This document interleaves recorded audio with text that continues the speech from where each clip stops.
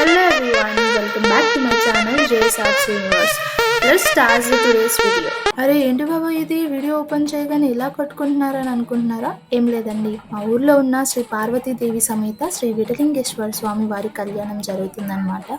So కళ్యాణం కంటే ముందు గంగపెట్టెని పూజ చేసి తీసుకువెళ్తారు. అలా తీసుకెళ్లేటప్పుడు ఇలా చేస్తారనమాట. ఈ గంగపెట్టె ఏంటి, పూజ ఏంటి అనుకుంటున్నారా? నార్మల్గా అయితే మా ఊర్లో 2 శివాలయాలు ఉన్నాయండి. ఒకటేమో పెద్ద శివాలయం, ఇంకొకటి చిన్న శివాలయం అని పిలుస్తారు. అంటే మా పెద్ద శివాలయంలో శ్రీ కామాక్షి తాయి సమేత శ్రీ మల్లికార్జున స్వామిగా ఉంటారు. అలాగే ఇప్పుడు కళ్యాణం అని చెప్పాను కదా, అది చిన్న శివాలయంలో ఉన్న శ్రీ పార్వతీదేవి సమేత శ్రీ విఠలింగేశ్వర స్వామి వార్లకు జరుగుతుంది.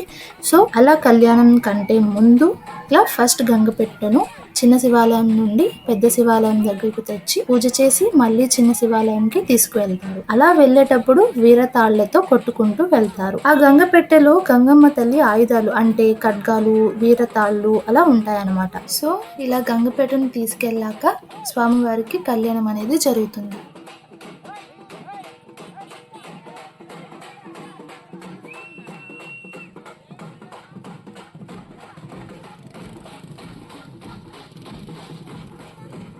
సో మనం కూడా స్వామివారి కళ్యాణం చూడడానికి వెళ్దామా?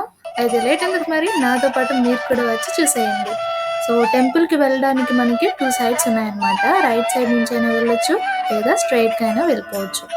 లైటింగ్ మాత్రం స్టార్టింగ్ నుంచి టెంపుల్ వరకు పెట్టేశారండి. అసలు సూపర్గా ఉంది లైటింగ్ వెళ్తుంటే స్ట్రీట్లో, మాటలు లేవన్నమాట. సో నాకైతే భలే నచ్చేసింది. మీకు ఎలా అనిపిస్తుందో కామెంట్స్లో చెప్పండి. అలాగే మన ఛానల్ని ఫస్ట్ టైం చూసినట్లయితే please like, share and subscribe. So మేమైతే 9కి అలా స్టార్ట్ అయ్యామన్నమాట టెంపుల్కి అయితే.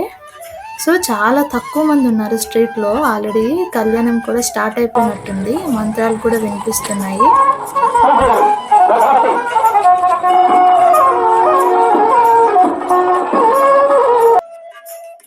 సో ఫ్రెండ్స్ చూస్తున్నారు కదా, టెంపుల్ దగ్గరికి అయితే వచ్చేసాం మనం. ఇది టెంపుల్కి ఎంట్రన్స్ అన్నమాట. చాలా బాగుంది కదా. సో ఇక్కడ నుండి కొంచెం ముందుకు వెళ్ళాక టెంపుల్ అయితే వస్తుంది.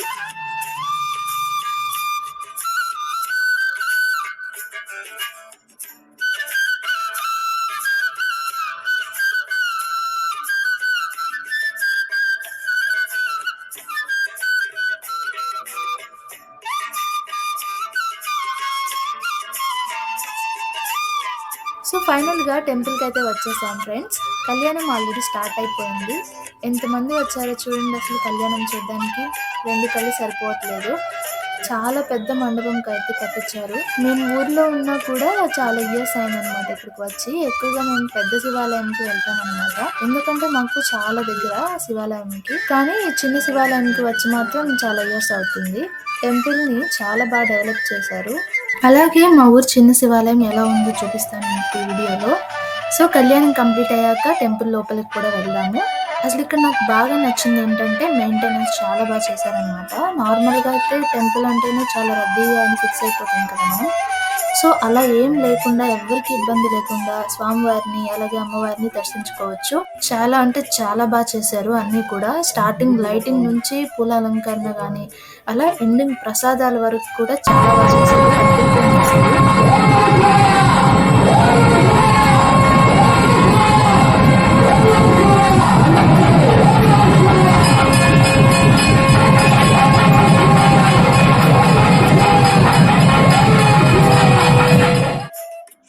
సో ఫ్రెండ్స్ కళ్యాణం అయితే కంప్లీట్ అయిపోయింది.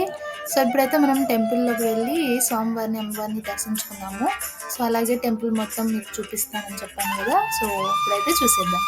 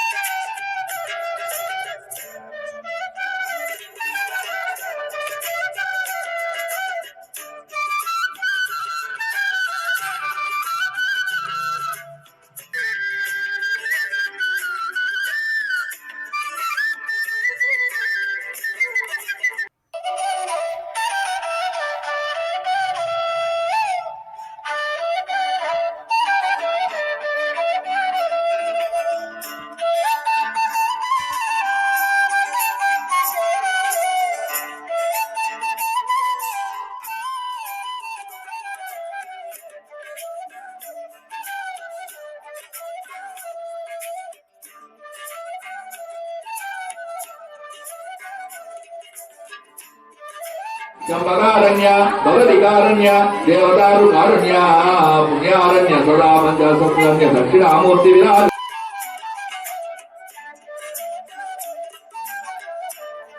సో ఫ్రెండ్స్, స్వామివారి కళ్యాణం అయ్యేసరికి 11 అయిందనమాట. సో ఇంటికి వెళ్దామని చూస్తే నా స్లిప్పర్స్ ఎవరో వేసుకుని వెళ్ళిపోయారు. ఇంకేం చేస్తాం, స్లిప్పర్స్ లేకుండా నడుచుకుంటూ ఇంటికైతే వచ్చేసాను. సో స్వామివారి కళ్యాణం అయింది, ఊరేగింపు ఉంటుంది కదా మరి. సో స్వామివారి ఊరేగింపు ఎర్లీ మార్నింగ్ 4 అయిందనమాట మా స్ట్రీట్కి వచ్చేసరికి. అప్పుడు మేము టెంకాయ ఇచ్చి హారతి తీసుకున్నాం అనమాట. సో ఇలా మా ఊరు చిన్న శివాలయంలో ఉన్న శ్రీ పార్వతీదేవి సమేత శ్రీ విఠలింగేశ్వర స్వామివారి కళ్యాణం అయితే జరిగింది. అలాగే మా ఊర్లో ఉన్న పెద్ద శివాలయాన్ని కూడా చూడాలి అనుకుంటే నేను ఆల్రెడీ వీడియో అయితే అప్లోడ్ చేశాను. లింక్ అనేది డిస్క్రిప్షన్లో ఇస్తాను, చూసేయండి. అలాగే స్వామివారి కళ్యాణం చూడాలి అనుకుంటే ఆ వీడియో లింక్ కూడా డిస్క్రిప్షన్లో ఇస్తాను, చూసేయండి.